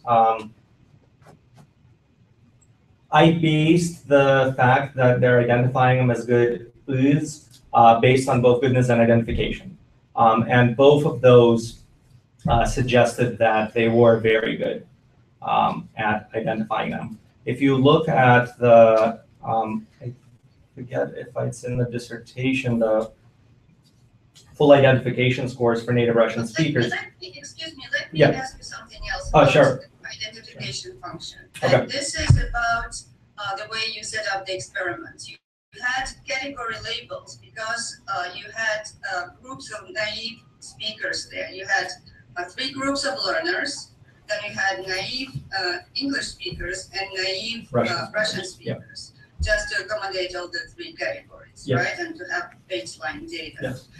And with this in mind, you couldn't use the labels, the letters of the phoneme labels. You had categories 1, 2, and 3, and then you trained your people.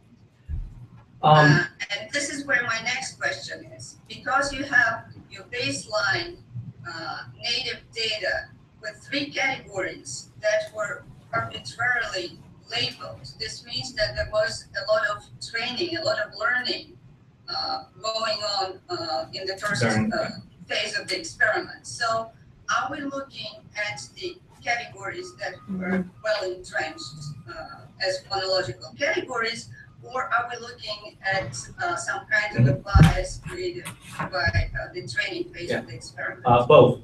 I think for the Russian learners, we are looking at 3 categories that they've learned. These are all people who've had Russian class. They know they're being recruited because they're Russian learners. They're doing an experiment where they're obviously getting versions of the 3 stimuli, and then we give them directions. You're now going to identify these sounds as belonging to one of 3 categories. For the sake of the experiment, we're going to call them category 1, 2, and 3. And then they proceed to hear examples that sound like the word beat, the word bit, and the word tikva. And they get these 3 examples and they know they're learning Russian. I think they are actually treating the experiment as identifying it as these 3 categories. Now, the reason we call them category 1, 2, and 3 is, and this was actually a struggle for me that there was some back and forth on, The alternative was run an experiment that's kind of different for the native English speakers, where you only give them 2 categories because those are the only ones they have. I didn't want to do that because I did want to be able to compare the data. So what I chose is to run an experiment, what you call it, category 1, 2, and 3. I didn't want to train people for very long because I didn't want to have these training effects. We only presented them up to 5 times, 5 examples from each category. The idea was that for the learners, it would just tell them which category they're dealing with. Now, a few of them, which I had to throw data away for, still managed to completely flip the labels and were just completely identifying it as their own thing. Not because they couldn't perceive them, because they just swapped labels and the data was useless after that. For the English native speakers, this actually caused me some trouble later, is the fact that if you look at native English speakers, now I didn't include them there, but I can just point them out to you real quick.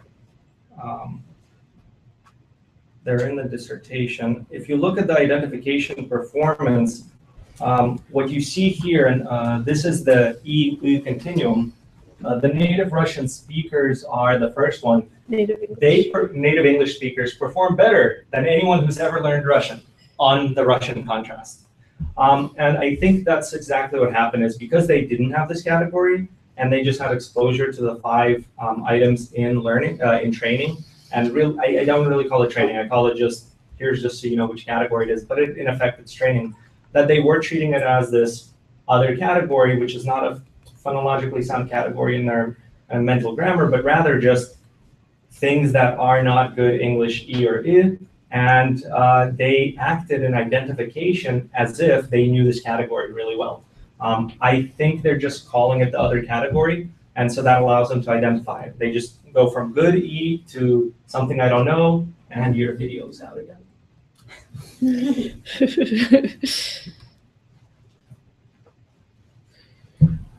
And I'll assume you are hearing me even though the video's out. Yeah, I can hear you now. Okay. Short interruptions. Yeah, and I believe that's what they're doing. I believe they're just treating it as another category, and so there are some training effects, but I don't think those are at all relevant to the learners, because I do think that, you know, after learning Russian for 1, 2, 3, 4, 5 years, or living in Russia for 2 years, exposed to native language input, that hearing 5 instances is going to seriously change how you do your identification and discrimination. That's my hope, at least. Okay, and let me ask you something else. So you have second language learners, and you have naive speakers of English and of Russian, and just to make sure I understand your take on what drives the effects in terms of the priors. What kind of priors do second language learners have, and what kind of priors do naive speakers have? The ones for the category that does not exist in their language. It should be they don't have any expectations. What are those expectations driven by the experiment itself? Yeah, for the native English control group, I think it's basically the same issue as we saw for the identification, is that they don't have a category, so they have absolutely no reason to expect to see a category they don't know. But then they're in an experiment, and we're telling them, you're going to hear things from 3 categories. My presumption is they would basically at that point say, okay, I'm equally likely to hear things from 3 categories. In general, my approach when I look at any experiment is that unless you're training people in the experiment to hear one thing more than another, to see if you could get them to change their perception, then people are pretty much coming into experiments like that. And when I do my L1 modeling, I actually just assume across the board that people have equal priors for the 2 categories, which we of course know is not valid in terms of like English. Like in English, you do not hear I, S, Sh, Ta, Da at the exact same rates. You don't. But going into experiment where we're told identified as one of 2 endpoints of a continuum, I don't think that, you know, your language experience is going to make you think, oh, I'm going to hear a lot more Tas in this experiment because I hear more of them when I walk down the street. So that's for the native English speakers, and and for the Russian learners, I don't expect strong prior changes. However, there was, bless you, one place where I thought the priors might be playing a role. And when we look at these beginner learners, and they're really shallow identification curves, they're the ones in the middle up there. The thought I had was, what if these are related to the fact that people just have a higher prior on the English category than the one they're learning. These are beginner learners. They've had one year of Russian learning. Maybe they just really don't expect to hear a Russian category. And so what I did is I reran the models and I was changed the assumptions for the priors to see what would come out. And just for the beginner learners, let me just here. What I did is I said, okay, let's just, I mean, I looked at a lot of different combinations of values. If you give it a 90-10% prior, you don't get very meaningful things. But let's say instead of 50-50, we just say, let's assume the native English category has a 75% chance likelihood and the Russian category has a 25% chance likelihood. And if you look at the results of the modeling there, you find that for the EA category, the native categories, what the model finds doesn't change very much, but on both instances of the English to Russian category, you'll notice the mean that was set way far out is now set, I should have the Russian control data on this slide, I'm sorry, but this resembles the Russian data, and there you get the mean of the Russian category, again, shifted towards the other one. I mean, part of this is how kind of the model works, is when you change priors, you shift, the mean shift. The reason I was asking this question was actually to get a better understanding of what is driving the effects in your model. If we can predict the way the priors behave in native speakers or non-native speakers for the new category, for the old category, as opposed to the role of the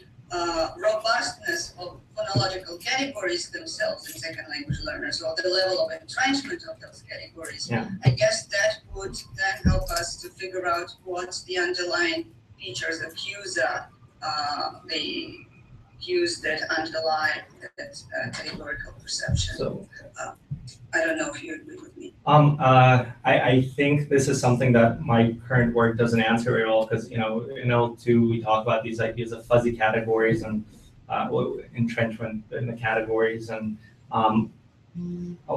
there's kind of a confound between how sure you are of the category you have formed, or how much you believe in that category, or how much noise you believe there's in the speech stream, or how accurately you're hearing things there. And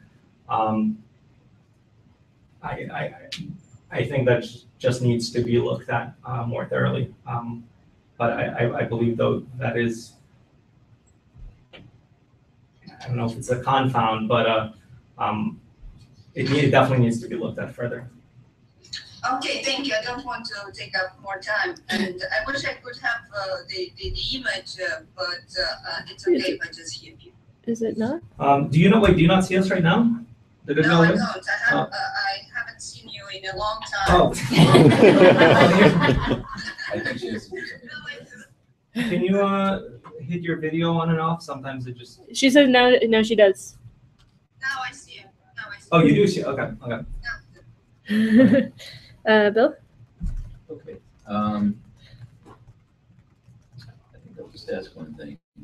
Can we go to the slide where you overlay the, I think it's like in the presentation, I think it's slide 81 or something, where you overlay the Lisker numbers and yes, data with the.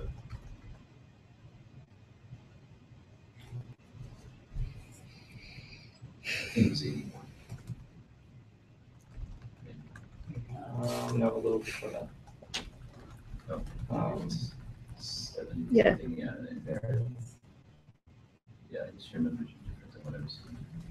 Anyway, yeah, and then I guess it's the second part of this slide. Yeah, one click in. Right. Looking here on my computer. Yeah. So I think that there are two aspects to this question. One was in the dissertation, you sort of say it's it's like you're going to pick one of the categories to set the mean for, and it doesn't really matter which one. And I sort of wonder whether there isn't a difference in ontological status. between the one that's at 0, B that is, and the one that's out there in the plus side of the BOT continuum. So there are a number of aspects to the fact that B represents the place where 0 means really simultaneity of the burst with the onset of the vowel. Moreover, relating back to Rochelle's question at the beginning, the variation that you see, and there is substantial variation within the speech community of American English as to how much BOT there is in P.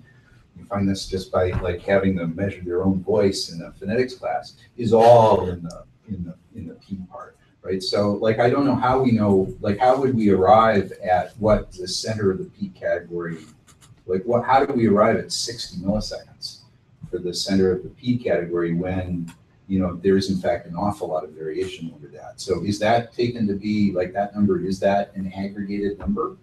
Yes. Okay, so then, you know, that would, it does correlate with human productions that we recorded. Sure, but I having done this for 25 years, I can tell you that, like, for instance, the female productions are above that typically, and so on and so forth. So, but they're not. I mean, there's a much, as you can see, there's a much tighter distribution about B. You know, at least for this part. So, is it really a wash between picking the mean for which mean you pick, or are there, you know, essentially commitments that you're making, you know, assumptions that lie behind here in which one you pick as the center to pick and let the model find the other center? Purely mathematically speaking, it doesn't matter which one we set, as long as we set one. Mm-hmm. In terms of the statement we're making of this is the one we are more sure of, or the one that has some, just this is kind of what it has to be for other reasons, and then let's see what we find for the other one. I think if we were kind of coming back to Rochelle's question, if we were really interested in individual variation and we were looking at data from individual speakers, then, I mean, you have two options. You take their production data and you set it based on their data, and then you hope it just finds the 0 for them. Or I guess, because of the ontological differences, you might want to set the 0 and then find what it is for the other ones. And you said yourself just now, you know, there's something special about the 0 and the simultaneity, and that might have to do with the fact that, you know, this ability to detect these two different cues at the same time is just something special about the simultaneity, where you're just, you know, whether it's firing rates or refresh rates, you know, you're just not very good for milliseconds before or after of detecting events. So in that sense, if you wanted to look at individual variance, individual variation, you would probably want to set that one and find the other one. But purely from a mathematical point of view, if you take one and find another, and then you go back and you set that one, the math works out identically. Yeah, I know that's sort of the analog to Rochelle's other question, which is, are you just trying to model the data, or are you trying to? Right, so the other question about this is, what then is the prediction of this model with the fully voiced variance? Like, so what, given this sort of picture of the world, what do we do with the people who are producing them out at -100 BOT? Yeah, there are a couple of dots there, in case people don't see, like right around here between 150 and 100. There's like 3, 2, 2, 1, 2, and then there's even 1 and 1 at around, I guess, 20 and 30. My first guess is they're children of Russian immigrants. I know. We know what this is, that there's, you know, dialect split within the country, and there are people who have fully voiced ones, and there are people who don't. But what I'm saying is, I mean, given no other extensions to the model, like given that this is like sort of what we're saying, what will it do with those points when it encounters them? I mean, what's its interpretation? So when you say what's its interpretation, you mean we're modeling the listener is walking around, and all of a sudden someone produces a word where they have that DOT. They would, I mean, I want to work out the math, but it's likely that they would perceive them as B's, because given the proximity of B to them, the way and I will come back to the variance issue there and the difference of variances in a sec. But let's for a second, just for the first part, let's say you just have two categories that are both far away. and let's ignore their variance difference. Even, and this is kind of related to that problem in the model where we can't treat something as another, every sound is going to be pulled towards the categories we have. And the amount of pull is going to be determined by the probability of C given S. So how likely is it to belong to that category? So if it was equally likely, if because this one's closer, it was more likely to belong to, even though the sounds are way out there, you would perceive them as attracted towards the category center, and you would perceive them as closer to the category. And actually, since both categories are pulling them in the same direction, you would just perceive them as closer to both categories. And in terms of, if you were just asked to say, not look at like the perception, but just say which category does it belong to, you would likely then just say this one. Now, we don't actually have the same variance for here, and it's possible. If you have this peaky distribution, that if it's like so peaky that it's basically at 0 there, but this one is shallow, like this, I'll call that, the P distribution on drugs. Like it's so shallow and so diffuse that like its tails reach out there, then, and I don't want to say this is just about fit data, like we do want to extract on it, but in terms of the math and how it works out in the model, if computationally this is what the listener is doing, it's possible that a sound out there, like right above the word the, would actually be found to be more likely to belong to the T category. That would be a problem for obvious reasons. I think because that's the situation you do have here, given the difference in the variances. Yeah, that is a problem, and that's directly related to the problem of the other category. And one specific thing that I thought of that I could imagine, I think I mentioned in dissertation, that one, like a simple solution is that you might want to take the category warping, and just as you move away from the center of a category, over time, exponential decay something. Somehow say that like once you're far enough from a category, I don't care if it's the closest one of everything you got. If it's far away, then it shouldn't be affecting your perception. But we know These what are the facts Bs. are. Yeah, the Sorry? facts But on these the- are Bs. The facts on the ground are that these are Bs. Yes, what that would, well, okay, that would only affect the perceptual working, I guess. So in terms of the identifying,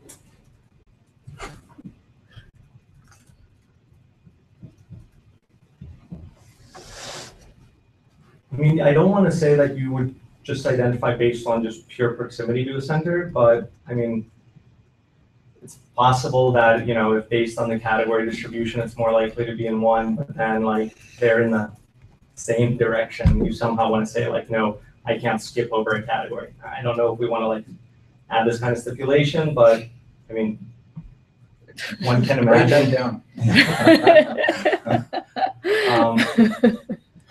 I can't think of very many other situations in which that's something that would come up. But like if you imagine the vowel space, if one category has a very big variance, and it's just more likely to belong to that, but to belong to that, you have to go right through a mean and a whole other category, then maybe you don't want to say. So just to follow up on that and then stop, is that I think that in the, the worry about what the English speakers are doing, we're falling in the L2 experiment. We're falling into this, I think, trap of sort of saying, oh, we've designed this to only deal with the upper left quadrant of the vowel space. And so, but they have many other vowels that they know, right? So one thing that might address what Jeff was talking about is, like, what if you took whatever you think their category for, say, schwa is, and just made it like have an enormous variance, right? Then how would that affect, like, and would they just sort of say, oh yeah, like that's a vowel that I'm not really sure of, like, but I don't know whether they couldn't just sort of say, oh yeah, maybe that's schwa. I mean, other than just saying maybe that's schwa, another idea we kind of entertained is just letting people just have an other category, like the super category, and this might relate to even child learning. If you start with this assumption that you just have these categories that are covering the entire vowel space, specifically with vowels, and you just say, this is my other category, has a huge variance. And so as soon as something is in a space where it's not likely to belong to the other ones, you get the super category that goes, I'll take it. And it's not gonna, it's gonna just bias things towards the center of your whole vowel space. And it might allow us to actually avoid this problem. then what you would end up saying is that things out there aren't perceived as odd, they're perceived as other, which I don't know Well, if that's the. I mean, I don't know whether I would say it in this case, but yeah, no. I think they're different. Okay. I'll just ask one thing. So when you talk about the model fitting for L2, so one story you tell and you go through the story in a lot of detail is, you know, you start with a very high variance and a mean farther away, at least along one of the continua, you move in. The other story you tell, you start to tell very short, very briefly, is that, you know, you start with a low prior on the new category, and then you say, actually that fits better and seems reasonable, or actually that fits and seems reasonable, and then you sort of stop and go back to your other. And so I guess what I'm wondering is if you could sort of fill out that story and then say sort of which story you prefer and why, and how you might start to distinguish between them. So specifically, this is about the, you know, why do people have this high variance at first? Is it, well, so is it the high variance or is it a low prior? Mm-hmm. Right. So I think you sort of stopped short of telling the whole story about the low prior. So I wonder if you could flesh that out. You know, how like you start with a low prior and then, and sort of whether that would also entail high variance and which story you prefer of the two, and how you would go about distinguishing between them. So in terms of the high prior, if you look at these are the early beginner learners of Russian, where we look at the different priors. In terms of the means end up moving towards the centers, but we don't. From what? Sorry. So if you look at the food category and you have the center of that Russian food category, and then you increase the prior, it shifts towards what we actually see for native Russians. So between your two stories. Between so this is the 50-50, 75-25. No, this is just changing the prior. This is if we change the prior on the two categories and then we extract the model for parameters, what do we get for the variance and the mean? But so the two stories I'm talking about are on the top, you're telling a story of they have the same prior in the experiment, and what's happening is you have that category as a beginning learner or whatever. And on the bottom, you're telling a story of you have a lower prior and you have those categories as a beginning learner. So those are the two, the top and the bottom are the two stories I'm talking about.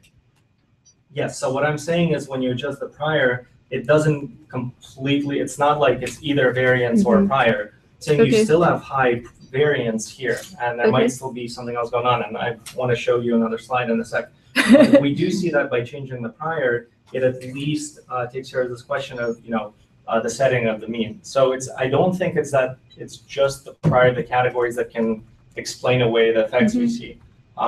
But it might be part of the story. I guess that's what I'm suggesting. I don't think it's an either or situation. Okay, so so when you have a higher prior from a category, it would have a similar effect as I'm saying this right.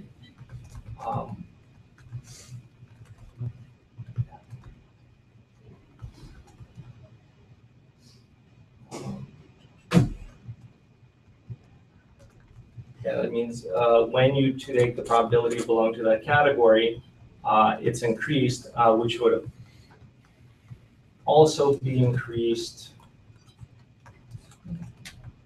It's going to shift the boundary by increasing the variance of that category. There's some trade-off in the model such that you can change one parameter or you can change the prior and you get the same fit.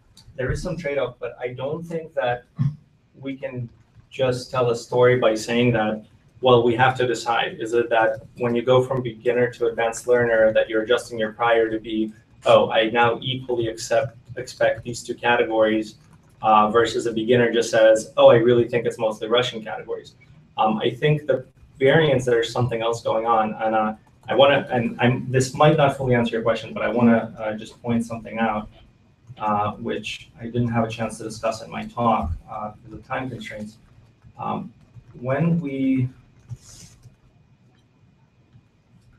on slide here, in case you wanted to pull it up, there, this is page 107, where we originally saw the variances going from large to small.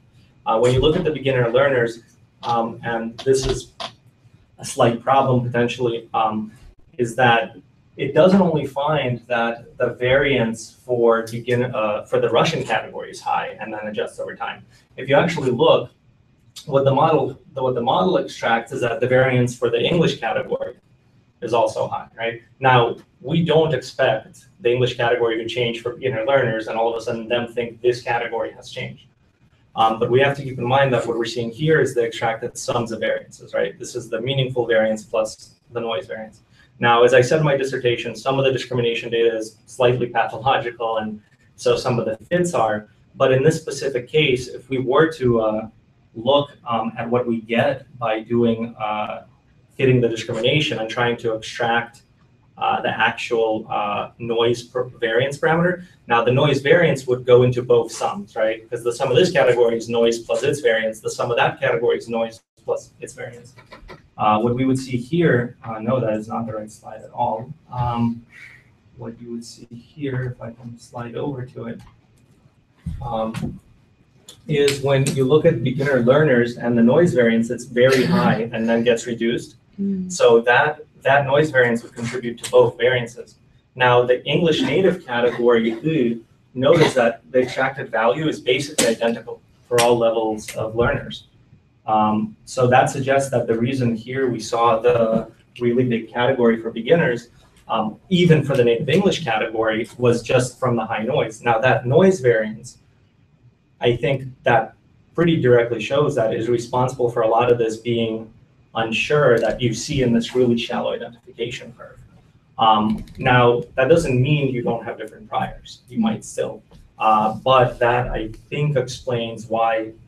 Now, the Russian category does still change over time, but the English one stays constant. And so the only reason we're seeing that there is because of the noise variance.